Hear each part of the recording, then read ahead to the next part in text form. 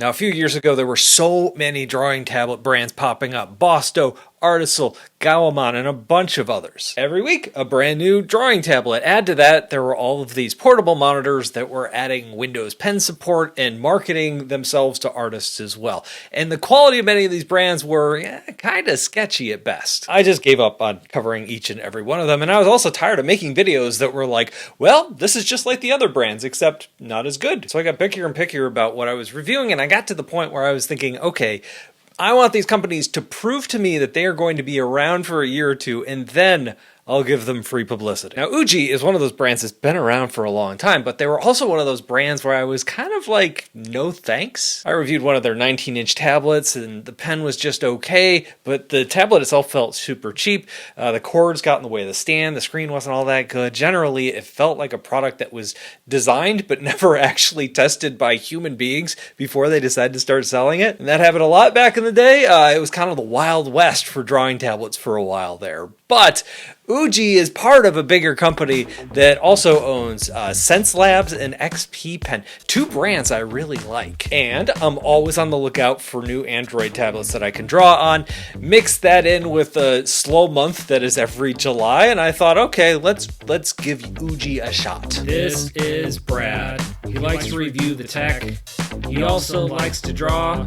And this here is his theme song. The cringy intros will continue until every last one of you has hit subscribe. So what we have here is the Ugee Fun Drawing Pad UT2. This is a 10.3-inch screen. It's got a nice matte coating on it. Comes with a pen in the box. As you may have guessed from the name of the product, having the word fun in the title, the marketing of this product is really geared around kids and teens who are looking for a good first tablet. The price follows suit as well. I got mine for around $260 on Amazon. That is a really good price for an Android tablet nowadays. I'll link that down below. And that's also kind of your entry-level tablet price range. The back of the tablet has this fun drawing along the back. It's actually just like a big sticker decal. I think it's a nice touch though. It's unique. I haven't seen that on an Android tablet before. The wallpaper, when you first boot this up, has this like drawing on it, this painting, this digital painting. And when you look at the website, all the marketing has teens doing homework, enjoying the tablet, eating pizza, holding flowers. Clearly from the marketing, this is not geared towards professionals. So if you are looking at this as a kid's first drawing tablet sort of thing, I think it's okay. I think if you're a pro, you're going to be a little bit disappointed if you jump over to something like this because it's not super powerful.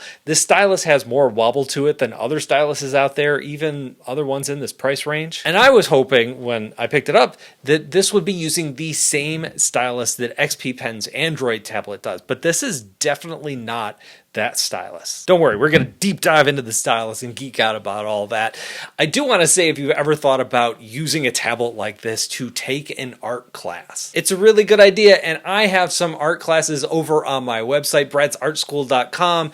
The one that I talk about the most is Learn to Draw in 60 Days. It's exactly what it sounds like. 60 lessons over 60 days, each with homework. Kind of go at your own pace. Get you in there, get you drawing. Learn more over at my website, bradsartschool.com. But before we get to the pen, I do want to talk about like the screen and the specs and just what you can expect as an Android tablet. So let's take a look at that. We have a 10.3-inch screen, which works well for Android drawing apps. Like if you get a screen that small on Windows or something like that, the interface takes up a lot of space. But with Android drawing apps, it's actually pretty good. Lots of drawing space without the interface getting in your way. This also has a matte textured screen. That is something you see a lot on these types of drawing tablets. I love that. It gives this just a little bit more resistance when you're drawing. It gives me more control than a glossy screen does, like you'd find on an iPad or one of Samsung's tablet. The downside here is that is going to dull the colors just a little bit. They're just not going to be as bright and as punchy. Now the colors here don't look bad. That is one of the things you find on these kind of lower end tablets is that is an area where the colors can be really bad. Here they're just okay. They're not amazing. They're not great. This is an LCD display. It's not an OLED display. It's got a decent resolution. It's a 2K resolution. That's 2000 pixels by 1200 pixels. Another area where they're kind of cutting back to keep that price down is the processor. This has a MediaTek Helio G99 processor, and that is a low-end entry-level processor. It is also the same one we see in the Wacom Moving Pad 11 2. UT2. It gets the job done. Drawing in apps feels fine. You aren't going to be getting a lot of like high-end gaming out of this, or if you're planning on animating this using an app like Calipeg, I just reviewed that last week. That's now available on Android. I saw some people on Reddit talking about how they were using some lower end tablets and they were experiencing frequent crashes, like if the tablet doesn't have enough RAM or the processor just can't quite keep up with the animation. So I'd say games, animation, probably want something higher end, but for drawing and sketching, if you're just getting into this stuff, I think this tablet's fine. Now, with any inexpensive device like this, when we're talking about an Android tablet, the biggest consideration is longevity. 2 or 3 years down the road, you're going to be noticing that lag a lot more than you would be on a mid-range tablet. That's the trade-off. By going cheaper now, you're losing longevity. There is 128 gigabytes of storage. There's also a micro SD card slot on this, so you can add extra storage in yourself. That's kind of a nice touch. This is running Android 14. It is not the most recent version of Android. It's a few years old. With tablets like this, it could lock you out of getting software updates down the road if the apps that you're using stop supporting older versions of Android. That's not a huge problem if you're using iBez Paint X or Medibang, but if you're using Clip Studio Paint, which is what I like to use on these Android tablets, it is subscription based, and you could end up getting locked out of that software 2 or 3 years down the road when Clip Studio stops supporting this older version of Android. The other specs on this aren't bad. You know, you've got 8 megapixel cameras. I wouldn't expect too much out of them, but you do have them here. This has stereo speakers. I think by adding a speaker on each side, that really does help out the audio. I wouldn't expect anything like high end from the audio, but it was solid. They even have a headphone jack down below on the bottom, kind of right along the corner, a weird spot for it, but kind of nice to have and a rarity in this day and age. Now, this tablet does come loaded with some software already. I mentioned 2 of them, Medibang Paint and iBez Paint X. Both of those are free apps to use. They're pretty good apps too. It is nice to have them preloaded here, especially if you're brand new to drawing on Android, especially. You don't have to run out, find other stuff. Watch my other videos about what the best app on Android to draw in is. They're just right there. You can start using them as soon as you plug in the tablet and get it set up. Now, I am using Clip Studio Paint when I am drawing in the background of this video. If you're interested in knowing what I'm using, that is a paid app.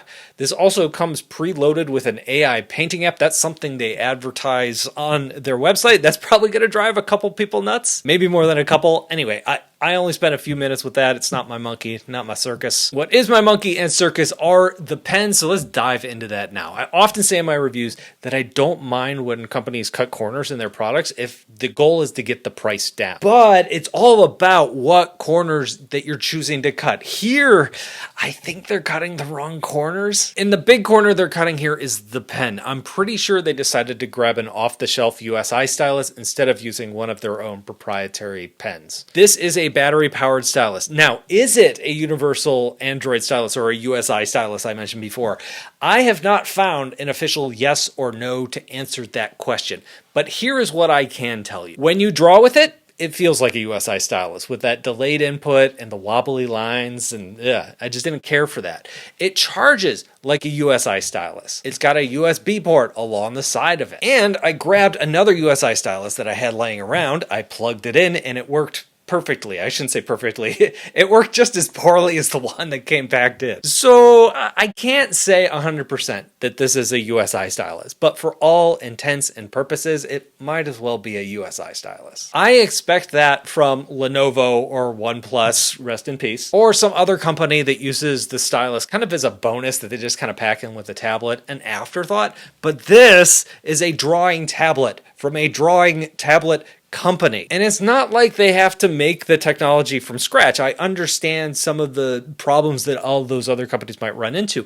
Their sister company, XP Pen, already does this. They could walk down the hall and talk to them. I know that probably would add to the price, but I think adding another $20 to the price to get a dramatically better stylus for a drawing tablet would totally be worth it. So if this tablet missed the mark with its stylus, maybe what other tablets are out there kind of in this price range that might fill the bill? It is actually kind of hard to find a tablet that's under $300 that does it, but there's a couple others that might be worth checking out. Let's start with the cheapest cheapest one that I have on my list over at bradthorpeschool.com, where I rank all these things. Also, I'll link all these down below in the description, along with the reviews, so you can kind of do more research if you'd like to. But this is the Lenovo Idea Tab. I reviewed this about a year ago. It's crazy, but this thing is down to $200 right now.